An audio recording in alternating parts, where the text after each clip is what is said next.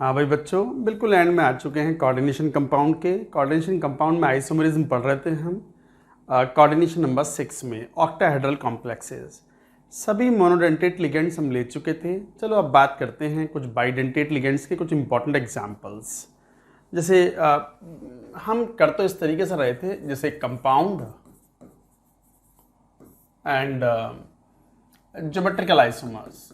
कितने geometrical isomers हैं that we will write in the bracket, जैसे हम लिख रहे थे।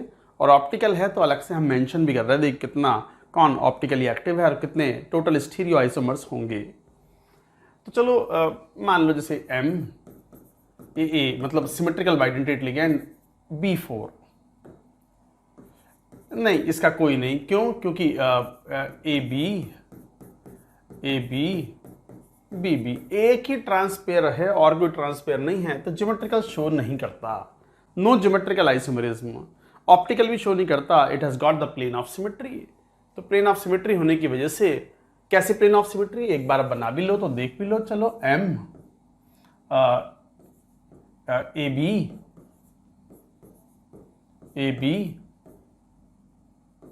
बी ये रिंग हो गई। तो एक काम करो, वो जो स्क्वायर बेस है उस बेस के अंदर रिंग भी आ गई और दो एम बी बॉन्ड भी आ गए। उसी बेस से काट दो तो ऊपर भी एम बी नीचे भी एम बी इक्वली बाइसेक्ट हो गया, प्लेन ऑफ सिमेट्री आ गई। इसका मतलब it has got plane of symmetry, no optical isomerism. तो ना ज्योमेट्रिकल आइसोमरिज्म ना ऑप्टिकल आइसोमरिज्म। ऑप्टिकल आइसोमरिज्म है तो हम वहाँ मेंशन कर रहे हैं कि yes it is optically active, और यदि मेंशन नहीं कर रहे हैं इसका मतलब ऑप्टिकली इनएक्टिव है वो। अच्छा, और केस लो, जैसे मान लो एम ए B3C, मान लो इस तरह के हूँ। अब एक से ज़्यादा ट्रांसपेयर्स पॉसिबल हैं, जैसे ए बी BC, जैसे AC and BB। Yes there are two and दो ज्योमेट्रिकल आइसोमर्स हैं, बट दोनों ही ऑप्टिकली इनएक्टिव हैं। क्यों ऑप्टिकली इनएक्टिव हैं एक बार आप बनाओगे तो यू विल अंडरस्टैंड। जैसे देखिए एम ए बी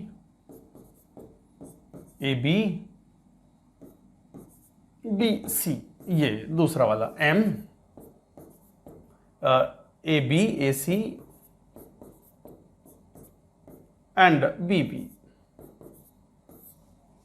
इसमें तो साफ दिखता है कि इस बेस प्लेन से कट कर दो। बेस प्लेन को प्लेन मान लो, प्लेन ऑफ सिमेट्री, ऊपर भी एम बी बॉन्ड नीचे भी एम बी बॉन्ड, हो गया बाइसेक्ट। इसमें ऐसे काट लो, ये रहा, देखो ऐसे वाले से काट दो, ये रहा। तो एक एम बी बॉन्ड आपकी तरफ, एम सी बॉन्ड इस बोर्ड के पीछे प्लेन में आ गया, और जब कट मारोगे तो रिंग भी इक्वली बाइसेक्ट हो गई क्योंकि सिमेट्रिकल बाइडेंटेट लिगेंड है, और एम बी भी इक्वली बाइसेक्ट हो गया। So like that to describe.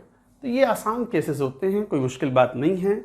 Similarly एक और इम्पॉर्टेंट एग्जाम्पल है, पूछा भी जाता है, M A symmetrical bidentate ligand and B2C2। चलो आप ही बनाओ ट्रांसपेयर्स। जितने ट्रांसपेयर्स बना पाओगे उतने ही ज्योमेट्रिकल आइसोमर्स होंगे। बनाओ, स्क्रीन को पॉज करो, make the trans pairs for it.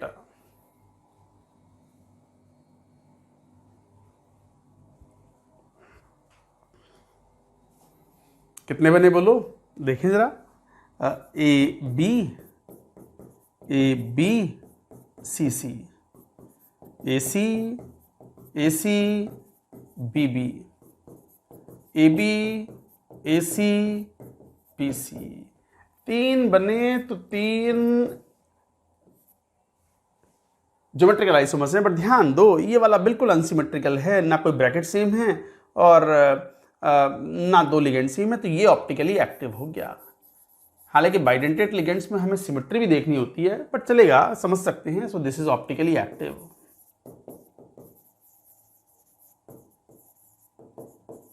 So this is optically active. तो इसका मतलब टोटल स्टीरियो आइसोमर्स अगर लिखने हो तो कितने लिखोगे?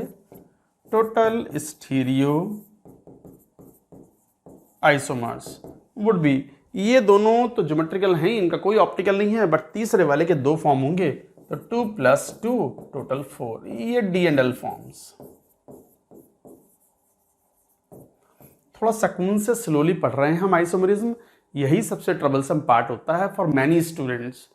तो अगर बच्चों ने अगर कई बार ड्रॉप किया हुआ होता है और पढ़ाई कर रहे हैं तो कई बार उनको यही पेन पॉइंट्स होते हैं जिन पे अच्छे से वर्क करना है। ये पेन पॉइंट जितने कम होते जाएंगे आपकी परसेंटाइल उतनी बढ़िया होती चली जाएगी, कॉन्फिडेंस भी आपका बूस्ट अप होता जाएगा।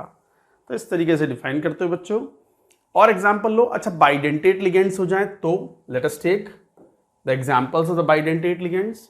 मान लो जैसे ये बड़ा इंपॉर्टेंट केस है AA twice B2, very important. आप जितने भी केसेस ले रहे हैं सारे इंपॉर्टेंट ही हैं। कितने ट्रांसपेस बनेंगे अगर ध्यान से देखें तो इसके ट्रांसपेस बनेंगे AA BB। अब कई बार बच्चों को लगता है सर ये आपने A ट्रांस A कैसे कह दिया, नहीं, दो लिगेंड्स हैं AA, तो ये पहले लिगेंड का, ये दूसरे लिगेंड का, ये पहले लिगेंड का, ये दूसरे लिगेंड का है। एक ही लिगेंड के नहीं है ये ट्रांस, एक ही बाइडेंटेट लिगेंड्स के डोनर कभी ट्रांस पोजीशन ऑक्यूपाई नहीं करेंगे। तो ये बात तो हम समझते हैं। दूसरा वाला ट्रांसपेयर बन जाएगा AA AB AB। तो yes, it shows geometrical isomers and there are 2 geometrical isomers. और ये तो बड़े इंपॉर्टेंट भी होते हैं। इनमें से कौन ऑप्टिकली एक्टिव होगा? एक ऑप्टिकली एक्टिव भी है। कैसे, जरा एक बार ड्रॉ करें। M AA and BB, M AA AB AB। तो एक तरीके से AB, तो इसमें यूं कह सकते हैं, इसको एक काम कर लो आप, AA, इस वाले A को इधर ले आओ तो कोई फर्क नहीं पड़ता, ठीक है। इस A को इधर ले लो, मैं दोबारा ही बना देता हूं। देखो, जैसे M AA AB इस टाइप से, और फिर AB AB ऐसे ले लो, बन गया। देखो दोनों अलग अलग हैं। अच्छा, ये B के बेसिस पे देखो, ये वाला B और ये वाला B दोनों साफ दिखाई पड़ते हैं कि दोनों B जो हैं वो अपोजिट हैं और 180 डिग्री का एंगल है। इनके बेसिस पे डिफाइन कर लो तो ये कहलाएगा ट्रांस आइसोमर्स। और ये वाले में दो B पास पास है 90 डिग्री पर, तो सिस आइसोमर, तो वो हुआ trans isomer and this is cis isomer. अच्छा, एक बात और, ये ऑप्टिकली एक्टिव है।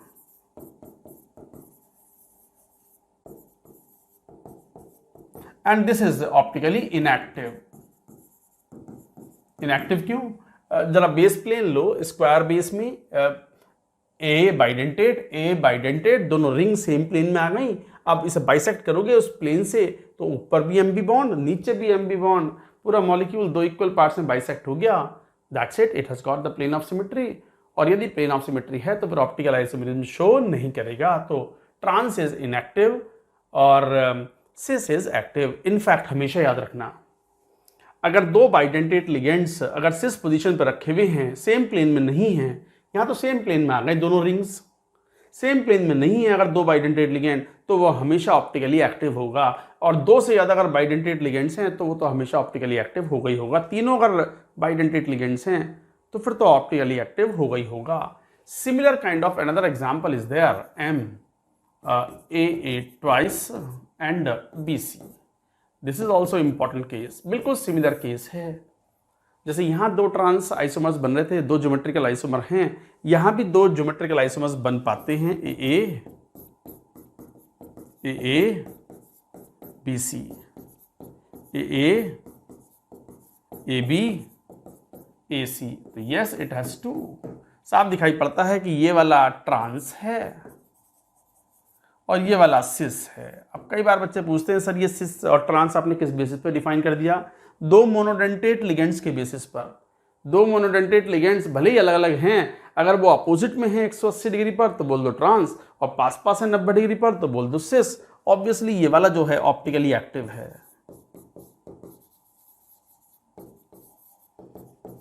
And the first one is inactive. तो इसका मतलब ऑप्टिकली एक्टिव है ये वाला, दिस वन।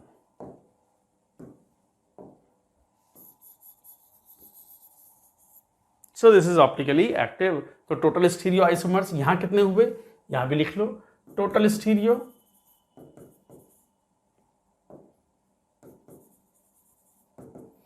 पहले वाले का तो एक है ही, दूसरे वाले के दो फॉर्म होंगे तो 1 + 2 3। यहां भी टोटल स्टीरियो कितने हैं,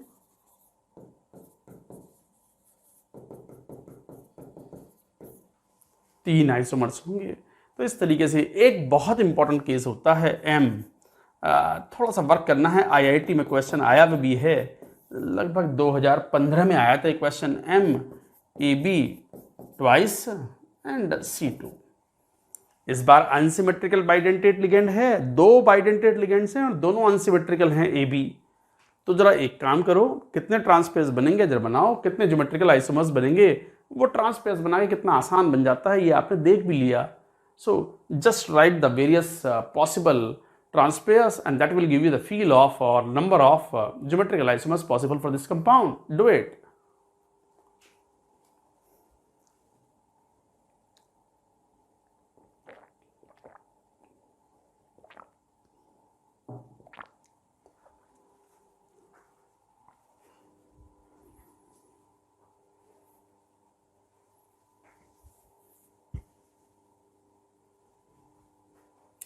कितने बने भाई, जरा बनाओ। देखो ट्रांसपेयर्स A B C C, A B C सी। अच्छा और देखो ए बी, उसके बाद ए सी बी सी, इसके बाद यू भी कह सकते हो ए सी बी बी, और एक ले सकते हो बी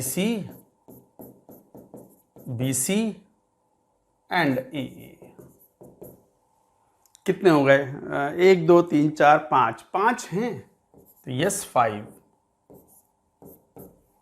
5 ज्योमेट्रिकल आइसोमर्स हैं। और इसमें साफ दिखाई पड़ता है कि ए ट्रांस बी और सी सी अपोजिट आ जाएंगे, तो ये दोनों इनएक्टिव हैं।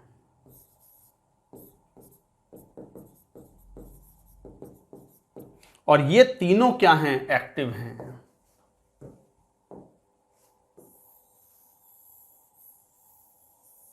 दिख गए तीन, these 3 are active, optically active हैं। क्यों, इनमें अगर तुम ध्यान से देखोगे तो दो बाइडेंटेट लिगेंड्स जो हैं वो सेम प्लेन में उनकी रिंग्स नहीं हैं। अगर सेम प्लेन में नहीं है तो हमेशा ऑप्टिकली एक्टिव होंगे। You will not be able to find any plane of symmetry. तो इसका मतलब टोटल स्टीरियो आइसोमर्स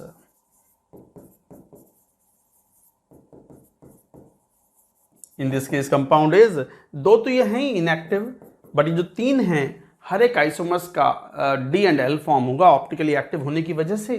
तो 3 दूनी 6 और total 8। So this is how you give the answer. This is another important case. 2015 IIT में एक question आया, वो भी था आईआईटी एडवांस्ड में, जेई एडवांस्ड में।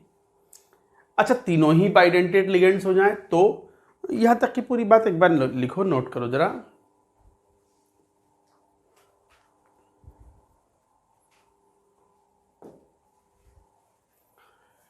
अगर तीनों ही बाइडेंटेट लिगेंड्स हो जाएं, जैसे ए थ्राइस, तो no geometrical isomerism but optically active.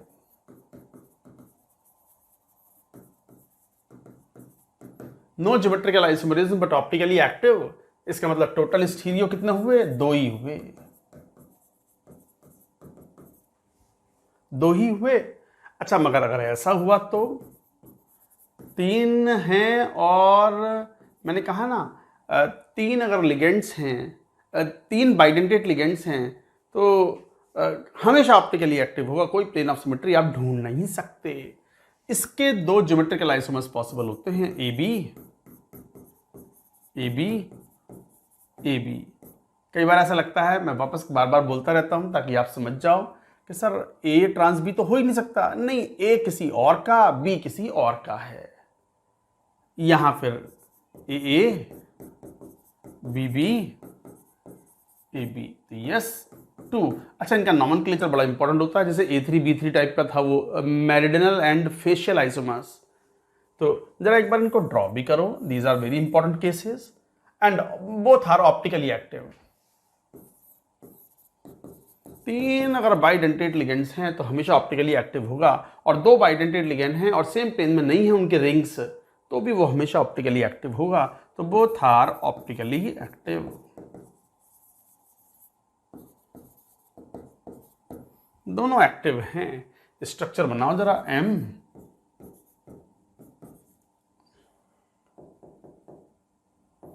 Colour change करते हैं, M AB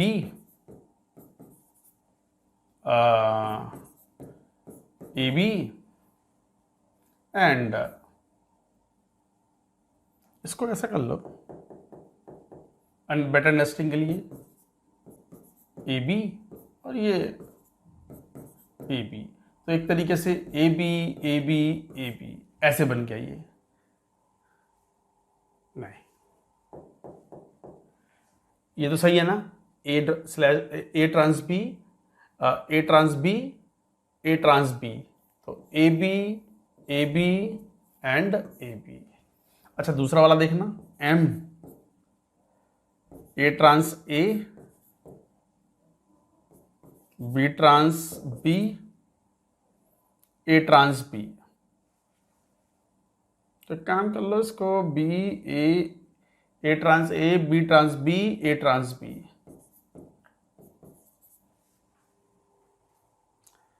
अच्छा देखना जरा इस वाले केस को देखो, फेशियल मेरिडियनल कैसे डिफाइन करें। अच्छा लिगेंड्स कौन से, AB AB AB, जरा देखना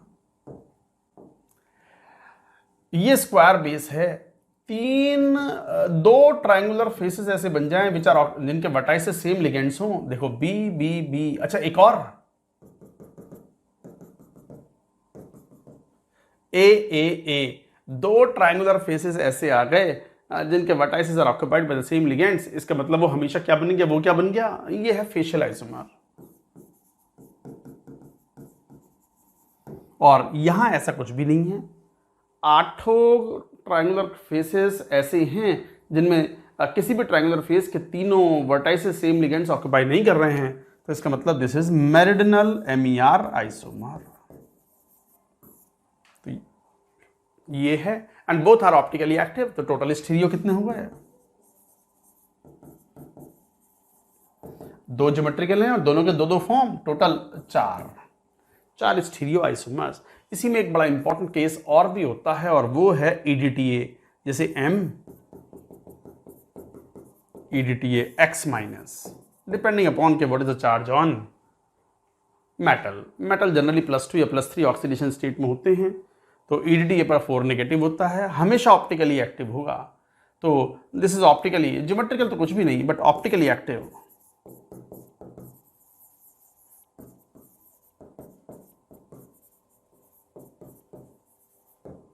D and L forms. It has got D and L forms. अच्छा इसकी स्ट्रक्चर बड़ी यूजफुल होती है। क्या EDTA की स्ट्रक्चर एक बार बनाएं, पहले यहां तक की बात लिखो जरा एक बार, draw it.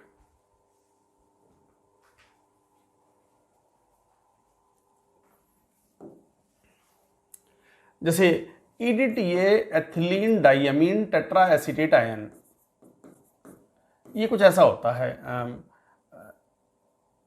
NH2 CH2 CH2 N, और NH2 के दोनों हाइड्रोजन डिस्प्लेस कर दिए थे एसिटिक एसिड ने, तो एसीटेट आयन।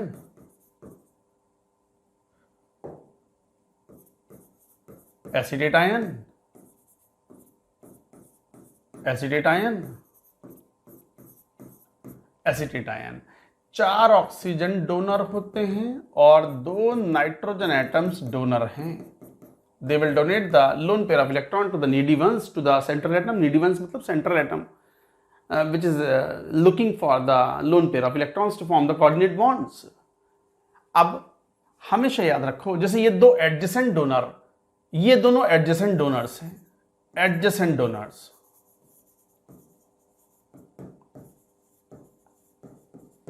जैसे ये दोनों आपस में क्या कहलाएंगे, adjacent donors, nitrogen and oxygen.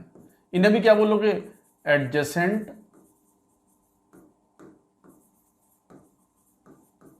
Donors.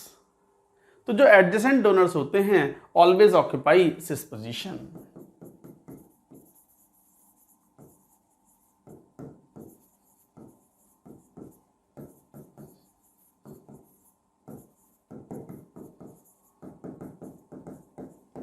Adjacent donors हमेशा सिस पोजीशन ऑक्यूपाई करते हैं।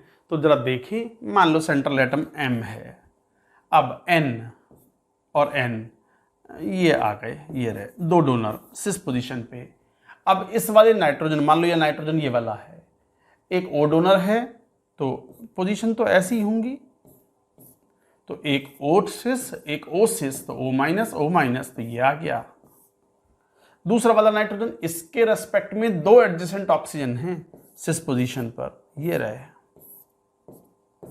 ऐसे स्ट्रक्चर बन गई। फिर समझो हम क्या बात कह रहे हैं, दोनों नाइट्रोजन सिस पोजीशन ऑक्यूपाई करेंगे, कोई सी भी सिस पोजीशन ऑक्यूपाई करवा दी, हर एक नाइट्रोजन से दो ऑक्सीजन सिस होंगे, सिस 1 सिस 2, यहां से भी सिस 1, इस वाले से सिस 1 सिस 2, और ये डोनर होंगे। इस तरीके से ऑक्टाहेड्रल कॉम्प्लेक्स बनेगा। और ध्यान दो, ऑप्टिकली एक्टिव कंपाउंड है, no geometrical isomerism but optically active compound. तो बच्चों काफी डिटेल में हमने बात कर ली अबाउट द आइसोमरिज्म। आइसोमरिज्म बनाने का तरीका भी सिखा दिया। ट्रांसपेस एक बहुत ही मजेदार बढ़िया तरीका है और बड़ी कन्वीनियंस प्रोवाइड करता है स्टूडेंट्स को। उनको एक कॉन्फिडेंस भी आता है बच्चों के दिमाग में कि हाँ, हमसे अगर मान लो ज्योमेट्रिकल आइसोमर्स पूछे जाएंगे तो हमसे बचेगा नहीं, छूटेगा नहीं, कोई 5 होंगे तो 5 हम बना पाएंगे। थोड़ा प्रैक्टिस की आवश्यकता होती है। तो ये था isomerism is over, chapter is practically over, but last में एक टर्म डिफाइन करना है, synergic bonding in coordination compounds. Synergic bonding का मतलब sigma bond as well as pi bond formation. तो हेडिंग लिखो, synergic bonding in coordination compounds. लिखो, पहले अगली स्क्रीन पे बात करेंगे उसको।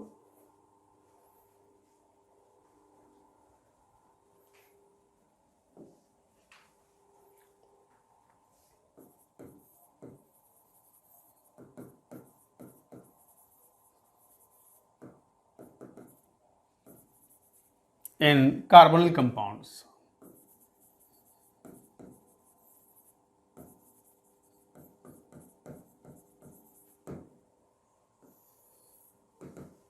Synergic bonding in carbonyl compounds. Carbonyl compound जैसे जैसे बहुत सारे कार्बोनिल कंपाउंड्स होते हैं, जैसे FeCO5 इस टाइप के, और एग्जाम्पल जैसे पढ़े भी थे हमने NiCO4।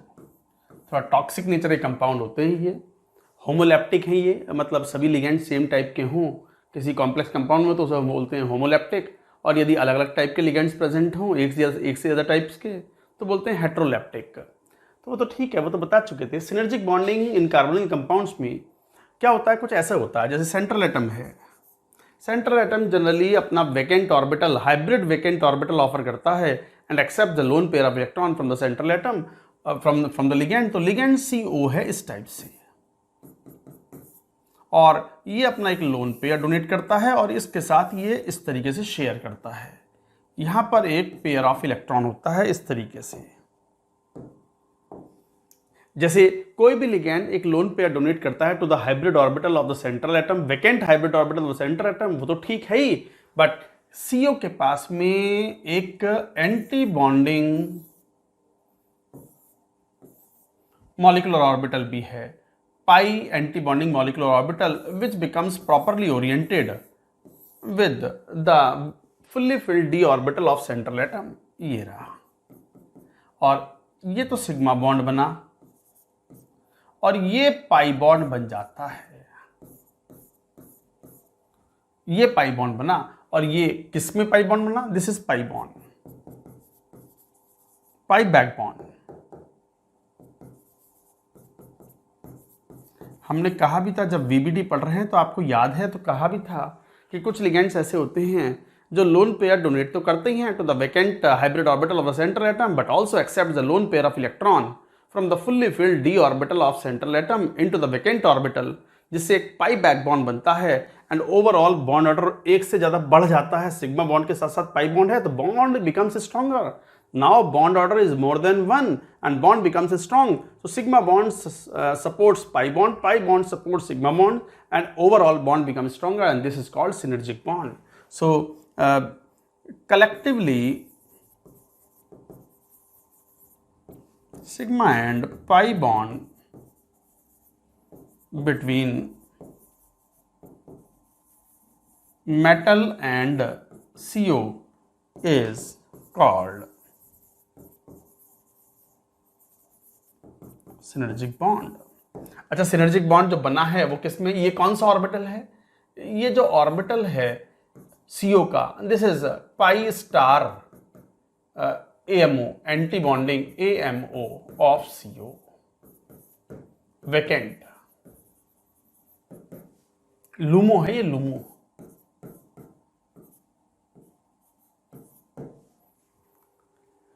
ये खाली ऑर्बिटल था CO का, कौन सा, pi star AMO, anti bonding molecular orbital है ये, लूमो है. लूमो मतलब खाली, नेक्स्ट खाली था, ये वैकेंट है. तो ये प्रॉपरली ओरिएंट हो जाता है to the fully filled d orbital of the metal atom, और वो एक प्रॉपर साइडवेज ओवरलैपिंग करते हैं और पाई बैक बॉन्ड बना लेते हैं. तो collection of this sigma and pi bond makes the या increases the bond order greater than 1, and this is called synergic bond. Bond order of the synergic bond is greater than 1. तो bond order of MCO bond is greater than 1. एक तो ये point, और दूसरा stronger is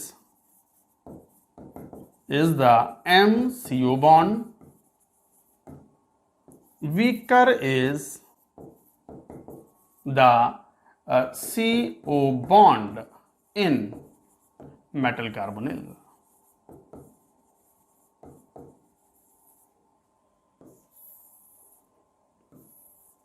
ये important points हैं, जरा ध्यान दो. भाई कार्बन तो मैक्सिमम 4 बॉन्ड ही बना सकता है, तो यहां फ्री फॉर्म में कार्बन मोनोऑक्साइड के अंदर जो बॉन्ड था वो बॉन्ड ऑर्डर 3 था. बट जब यहां पर बॉन्ड ऑर्डर 1 से ज्यादा हो गया, मान लो 1.5 हो गया, टोटल बॉन्ड ऑर्डर 4 रहना, तो यहां बॉन्ड ऑर्डर 2.5 रह गया होगा, तो बॉन्ड वीक पड़ जाता है. तो जितना स्ट्रॉन्ग सिनर्जिक बॉन्ड होगा CO के बीच का bond in metal carbonyl will be weaker. तो अगर फ्री CO है, मान लो कोई फ्री CO मॉलिक्यूल,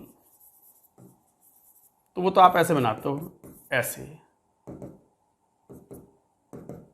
इस टाइप से. मान लो ये x पिकोमीटर है और कार्बोनिल कंपाउंड में ये y पिकोमीटर है. तो ध्यान दो, ये बॉन्ड वीक पड़ चुका है. सिनर्जिक बॉन्डिंग की वजह से कार्बन और ऑक्सीजन के बीच का बॉन्ड कार्बोनिल कंपाउंड्स में वीक पड़ चुका है. वीक बॉन्ड मतलब लॉन्गर बॉन्ड, तो इसका मतलब x is less than y. Free carbon monoxide, मतलब एक कंटेनर में कार्बन मोनोऑक्साइड गैस भरी हुई हो, तो कार्बन और ऑक्सीजन की जो बीच की बॉन्ड लेंथ होगी वो छोटी होगी, बॉन्ड ऑर्डर ज्यादा है, और कार्बोनिल्स के अंदर C और O की बॉन्ड लेंथ थोड़ी बढ़ जाती है. और उसमें भी खासकर सिनर्जिक बॉन्ड जितना स्ट्रांग होगा, CO बॉन्ड उतना ही वीक होगा. अब सिनर्जिक बॉन्ड किस बात पर डिपेंड करता है, मेटल पर नेगेटिव चार्ज है या पॉजिटिव चार्ज. आपको तो पता है लोन पेयर डोनेट करने की टेंडेंसी M- की ज्यादा होती है, तो M- की ज्यादा अच्छी टेंडेंसी है M से, और M+ से डिक्रीजिंग टेंडेंसी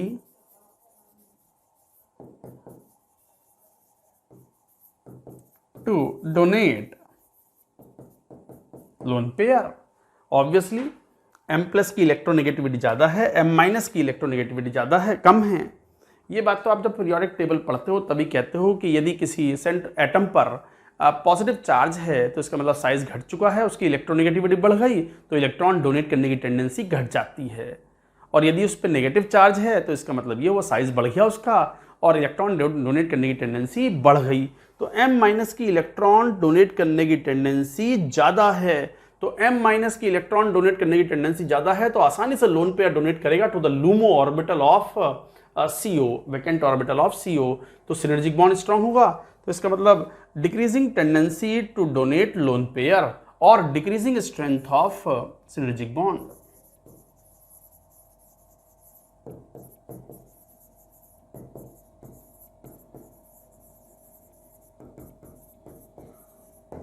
सिनर्जिक बॉन्ड सबसे ज्यादा कौन बनाएगा, स्ट्रॉन्ग M-.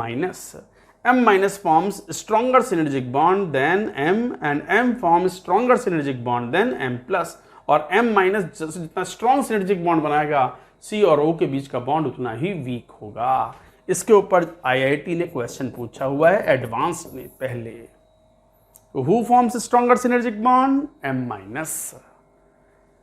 तो ये कॉन्सेप्ट था synergic bonding in the carbonyl compound that you should remember. हालांकि कार्बोनिल के स्ट्रक्चर्स हम बता चुके हैं आपको, monomeric carbonyls, polymeric carbonyls. Polymeric carbonyls में हमने देखा भी था कि कौन सा वाला rule, EN rule is applies very well on carbonyl compounds. ये था बच्चों चैप्टर। इसके बाद मैं एक बात और बोलूँगा, NCERT जरूर पढ़ें। इनऑर्गेनिक केमिस्ट्री के लिए NCERT जरूर पढ़नी होती है लाइन बाय लाइन। खासकर NCERT में लास्ट पेज है एक, बिल्कुल जब थ्योरी खत्म हुई है वहाँ पर uses and applications of coordination compounds हैं। कोऑर्डिनेशन कंपाउंड्स का यूजेस मेडिसिन में बहुत ज़्यादा होते हैं। जैसे वहाँ कई तरह के एग्जाम्पल हैं, जैसे सिस्प्लैटिन, ये एक प्लेटिनम का कंपाउंड है, अमोनिया लिगेंड है और साथ में 2 क्लोरीन भी हैं। तो सिस्प्लैटिन एक एंटी कैंसर ड्रग है। और जैसे एक बड़ा इंपॉर्टेंट पॉइंट होता है कि कैल्शियम सॉल्ट ऑफ EDTA जो है वो लेड पॉइजनिंग के ट्रीटमेंट में काम आता है। आप खुद ही लिखोगे, आप चाहो तो यहाँ तक लिखने के बाद में एक पेज छोड़ दो, उस पेज में NCERT की जो लास्ट पेज है वहाँ से कुछ पॉइंट्स लिख लो। जैसे B12 विटामिन के अंदर सेंट्रल एटम होता है, कौन सा होता है? B12 के अंदर मेरे पास ये एक डेटा पढ़ लेता हूँ। जैसे B12 कॉम्प्लेक्स की कमी हो जाती है तो कई बार हमें टैबलेट खानी पड़ती हैं। तो B12 complex contain cobalt as a central atom, haemoglobin contain central atom as iron, ये तो बच्चों को याद होता ही है।